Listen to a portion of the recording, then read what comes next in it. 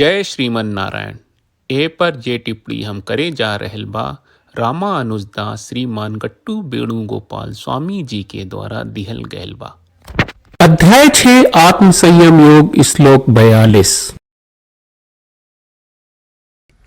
अथवा योगिनामेव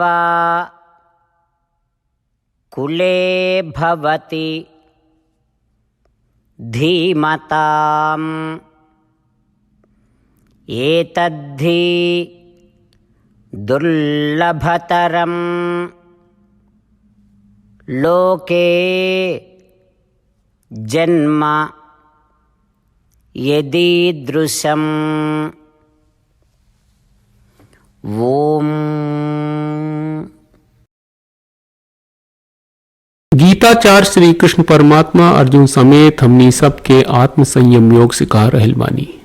परमात्मा कहत बाड़न की अर्जुन हम रउआ के बतावत बानी कि ऐसन साधक के हम कैसे उत्थान करब जे आत्मदर्शन आत्म साक्षात खातिर योग कहल छोड़ देले आ ओकरा से फिसल गयल बा।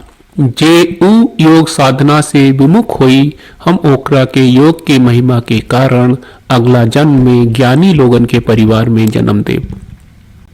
ओ बुद्धिमान अज्ञानी लोग के उ परिवार में ऐसन लोग बा जे सब खुदे योग कर रहल बा और उ लोग न खाली योग कर सकेला बल्कि दूसर के भी योग अभ्यास के सिखा रहल बा।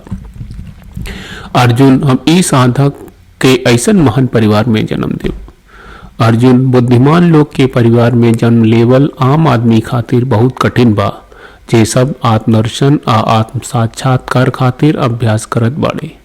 ई ऐसन कुछ नहीं जौन हर आदमी खातिर संभव बा। ई आम आदमी खातिर बहुत कठिन बा, लेकिन जे योग करे के बीच में रुक जाला और बीच में फिसल जाला हम ओकरा इतना अच्छा लाभ पहुंचावे वेला। जैसे श्री कृष्ण परमात्मा हमनी के आत्म दर्शन आ आत्म साक्षात खातिर अभ्यास करे के प्रेरणा देत बाड़न आ एगो आश्वासन देत बाड़न की जे आत्म दर्शन आ आत्म साक्षात खातिर प्रयासरत बा आ बीच में फिसल गयल बा उ कबू नाश ना हुई। वो लोग के एगो फायदा जरूर मिली। श्री कृष्ण परमात्मा के शिक्षा के ध्यान करत आ आत्मा के बारे में रोज उत्साह से सोचे की कोशिश करत आई श्री कृष्ण परमात्मा के बातन के जैसन बा वैसन दोहराई जा। अथवा योगिनामेव कुले भवति धीमताम् एतद्धि दुर्लभतरं लोके जन्म यदीदृशम्। श्रीमद् भगवत गीता का पूरा सार श्री कृष्ण परमात्मा ने अध्याय 18वें के श्लोक 65 से 70 में 8 काम करे खातिर दिले बाड़े। श्री कृष्ण कहले हम ओ लोगन से प्रेम करनी जो लोग इन 8 बातन के मान तारे। हम ओ भक्तन के हर तरह से रक्षा करब। श्री कृष्ण परमात्मा के द्वारा बोलल गईल संपूर्ण भगवत गीता सुनला के बाद अर्जुन कहले करिष्ये वचनम त्वा, जेके मतलब बा कृष्ण मैं उही करब जौन आप कही। यही कारण बा श्री कृष्ण अर्जुन के हर तरह के सफलता आ विजय प्रदान करेले। आई परमात्मा के आपन व्रत देई कि हमनी के ये 8 गौ कर्म के पालन करी जा। ई वचन परमात्मा के देवे से बड़न कौनो पूजा तपस्या यज्ञ नहीं। हम 8 प्रण कहब जौन हमनी के करे के चाहिए। आप सब कृपया इन्हन के आपन दिमाग और दिल में सोची।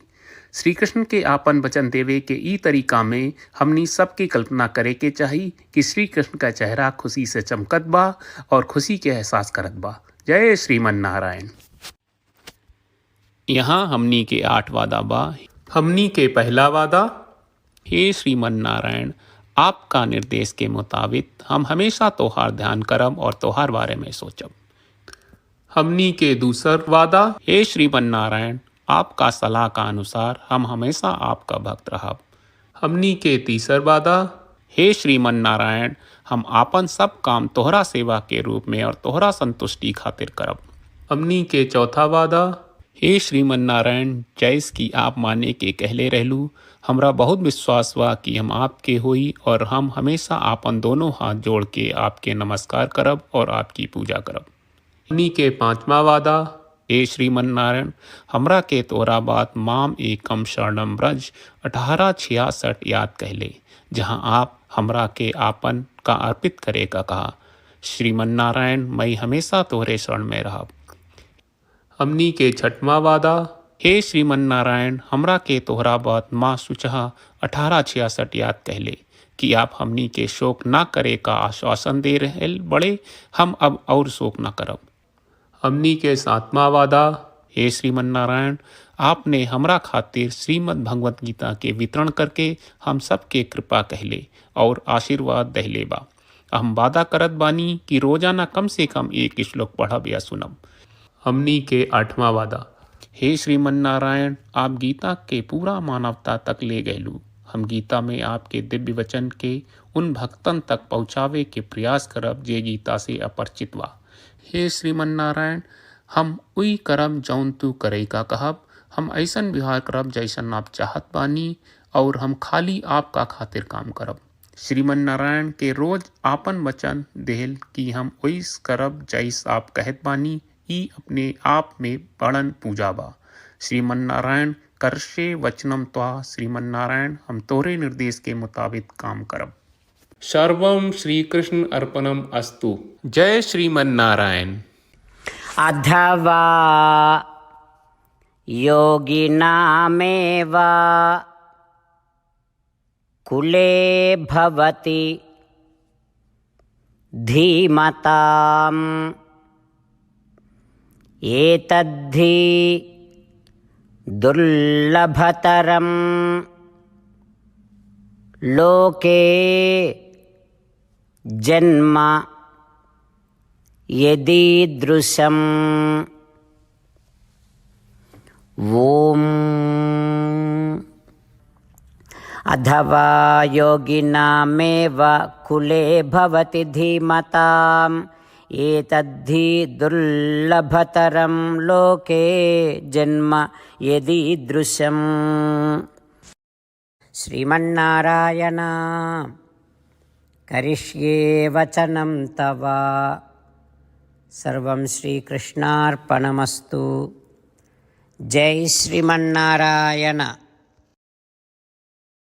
जय श्रीमन नारायण। सब भक्त लोगों से विशेष अनुरोध बा, जीवन में हर चीज में हमनी के तत्कालिक और प्रभावशाली परिणाम की अपेक्षा रहेला। एकरा खातिर आइए रोजाना 1 मिनट के समय निकालल जाए और नारायण आश्रम पढ़ल जाए। नारायण आश्रम प्राप्त करे खातिर नारायण आश्रम वेबसाइट पर जाई, जो www.narayanashram.org है, और पंजीकरण में आपन नाम और ईमेल दर्ज करी।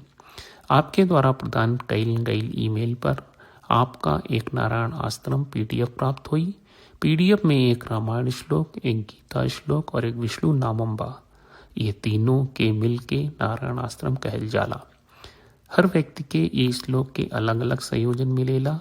जब हर कोई 24,000 भक्तन के साथ रोजाना आपन नारायण आश्रम पढ़त आ सुनत बा, ता हर दिन संपूर्ण रामायण का 1 दौर, श्रीमद् भगवत गीता पारायण के 33 दौर और श्री विष्णु सहस्त्रनाम स्तोत्र पारायण के 24 दौर प्रतिदिन पूरा होएला। ई एक बहुत ही उल्लेखनीय और विलक्षण परिणाम बा, जौन हर एक दिन ऐस करे से निकलेला। ई कारण बा कि आप और आपके परिवार के सदस्य तुरते जाके आपन नारायण आश्रम प्राप्त करी। जय श्रीमन नारायण।